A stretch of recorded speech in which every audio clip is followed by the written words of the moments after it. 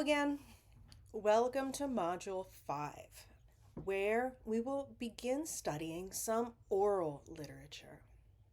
Now, oral literature refers to the stories and poems and songs that are passed down orally and not written down. The folk tales we are reading come from West Africa, the southern United States, and the German speaking portion of Europe. The figure of Anansi from the West African folk tales originated in the Ashanti people who live in what is now Ghana.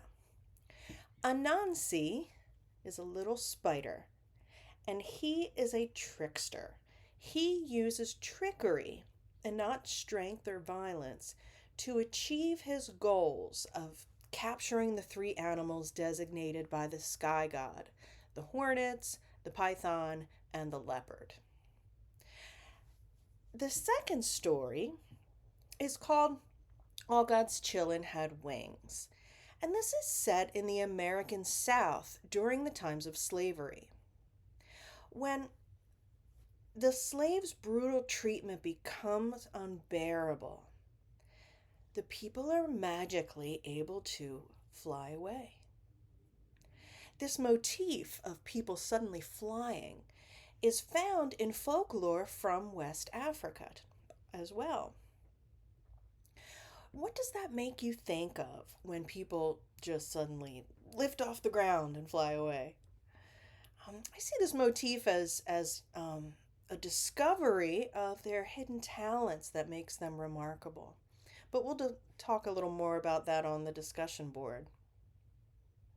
And then the third story we're reading is a tale that may be familiar to you as Little Red Riding Hood.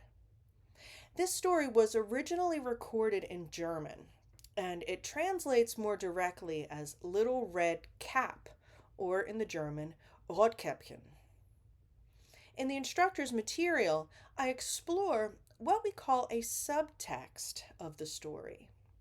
A subtext is a theme or motif in a story that is underneath the surface or hidden. If we read this story closely, we can see that the lesson it teaches us is more of a warning tale for young women. This brings me to the important aspects of oral literature that we need to recognize. First, most oral tales are didactic in some way. And by didactic, I mean they are intended to instruct us. We should learn something from this. Second, the animals in folklore are often anthropomorphized, meaning they are given human qualities. In oral tales, we see animals talk and interact like people. Sometimes animals, I think, represent certain aspects of human nature. And then thirdly, in oral literature, there are supernatural and magical elements. This is what makes the story so fun. It keeps the audience interested because these unexpected and magical things happen. And then fourth, there are archetypal characters in oral literature.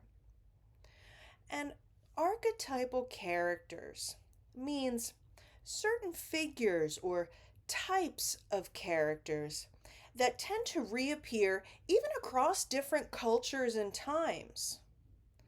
One archetype is the wise old man, a figure who might be mysterious and often knows about things going on or hidden things that we do not. We see the wise old man in All God's Chillin'. He somehow seems to know when it is time. And we'll talk more about that on the discussion board too. One archetype that is a personal favorite of mine, and this archetype appears in stories from Africa, Europe, and the Americas, and that's the trickster figure. The trickster is sometimes a hero, like we see in the stories of Anansi, The trickster is sometimes a villain, like the wolf in Little Red Cap. What the trickster does is he fools his opponents. He does that by putting on disguises, like the wolf in Grandma's clothing, or he would use the opponent's own weaknesses against him, like when Anansi tricks the python by asking whether he's really longer than the stick. The python wants to prove himself. Like, yeah, I'm bigger than that. And that's how he ends up being captured. The trickster figure in oral literature is overall a teacher. He shows us that things are not always as they appear, and that we should look more carefully and critically at the situations we may find ourselves in. Do you remember any of the stories from your childhood that maybe contained a lesson that stuck with you? I think the best part about oral literature is that it's still going on around us. What stories do we tell each other? And what stories do we share with our children so that they learn more about the ways of the world? I look forward to seeing what you think on the discussion board.